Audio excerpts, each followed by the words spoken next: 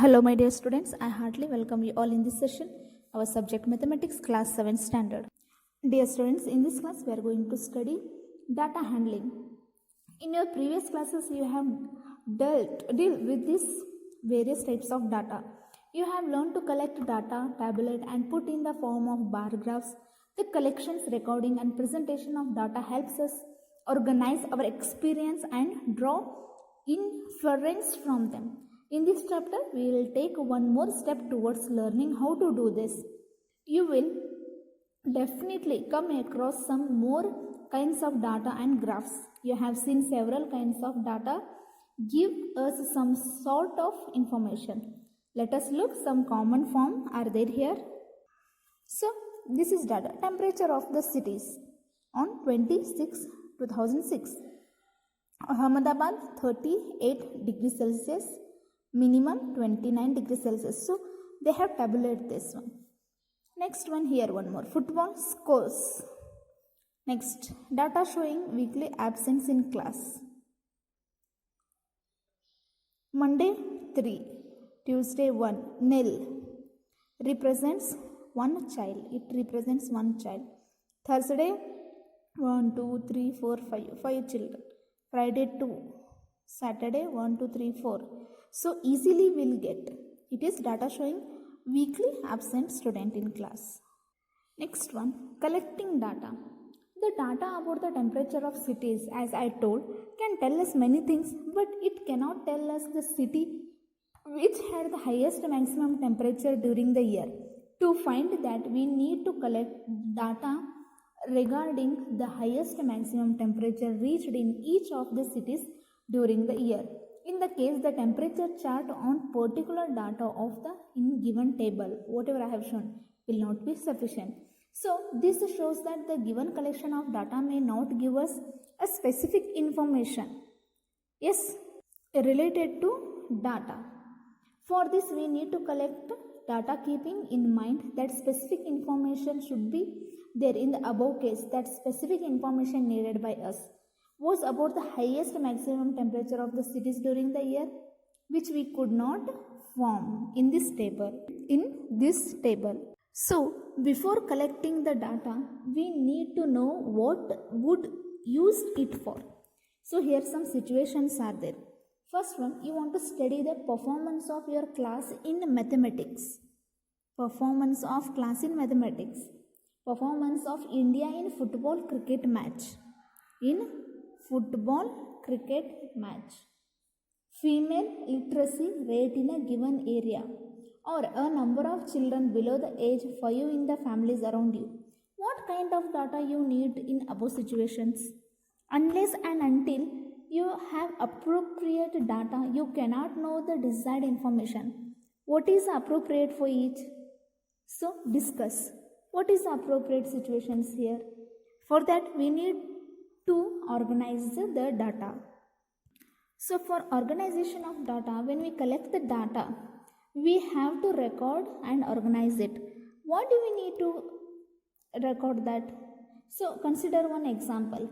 Mrs. Neelam, class teacher. See, class teacher is Neelam.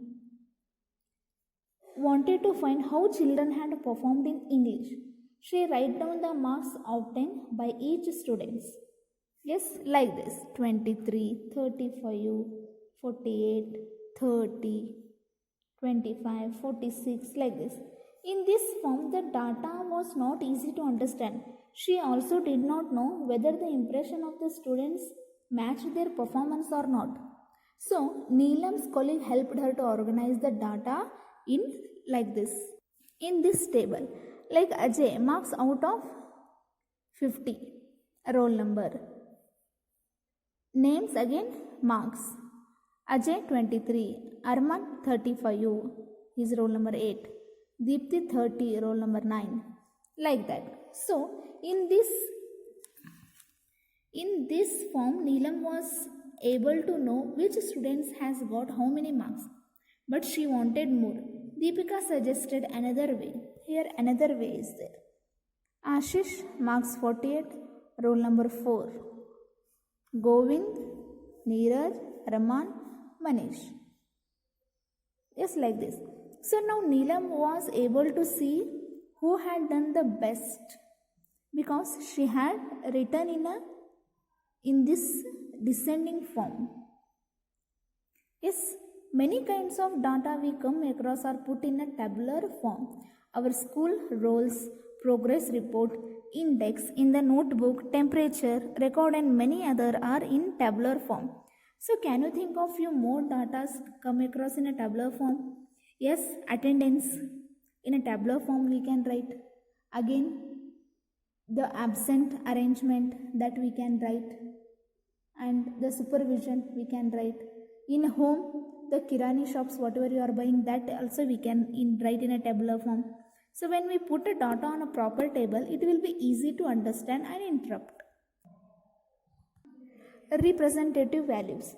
You might be aware of the term average. Yes, what is average? We have to add all the numbers whatever they have given and divided by the how many digits are there. And would you have come across a statement involving the term average in your day-to-day life? Yes, Isha, for example, Isha spends on average about 5 hours daily for her studies. Average 5 hours she had studied.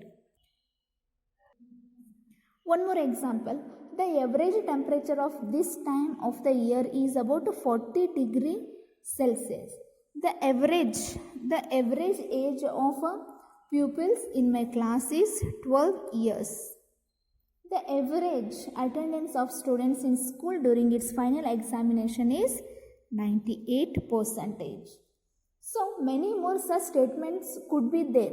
Think about the statements given above, and do you think that the child in a first statement studied exactly 5 hours? Exactly she had studied 5 hours? Or either temperature of a given place during the particular time is always 40 degrees? Or the each pupil class in 12 years? Obviously not, but that is average, maximum. Then what do the statements tell? By average we understand that Isha usually studies 5 hours. On some she may study for less number of hours, or on other days she may study more, but average is 5 hours. Similarly, the average temperature of 40 degrees Celsius means that very often be less 40 degrees Celsius, or other times it may be more than 40 degrees Celsius. Thus we realize that average is a number that shows the center length of a group of observation or data. Since average lies between the highest and the lowest value of the given data, so we say that average is a measure of the central tendency of the given data. So different forms of data need to form on a representative central values. You have to describe it. One of these representative values in a arithmetic mean. It is arithmetic mean.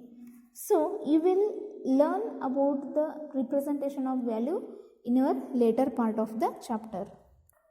Arithmetic mean. The most common representative value of a group of a data is arithmetic mean, or it will be called as the mean. To understand this in a better way, so look, one more example I will give. Two vessels contain 20 liters and 60 liters. First one is 20 liters, second one is 60 liters respectively. What is the amount of each vessel have if they both share the milk equally? When we ask these questions for seeking arithmetic mean, so in this case the average or the arithmetic mean would be total quantity of milk divided by number of vessels. So what is that? 20 plus 60 in 120 liter and 60 liter divided by 2. It means 60, 80 divided by 2. It is 40 liters. Thus each vessel would have 40 liters of milk. The average or arithmetic mean, AM, arithmetic mean, or simply means defined as mean is equal to sum of all observations divided by number of observations. So we can define mean as like this. Next one, range. The difference between the highest and the lowest observation gives us an idea of a range, speed of the observation. This can be found by subtracting the lowest observation with the highest observation.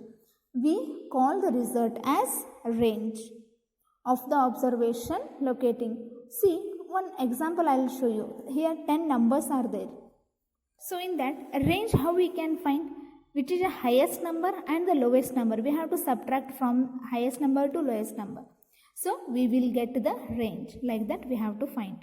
Today we will finish here. You have to solve exercise 3.1, which is homework for you. Thank you.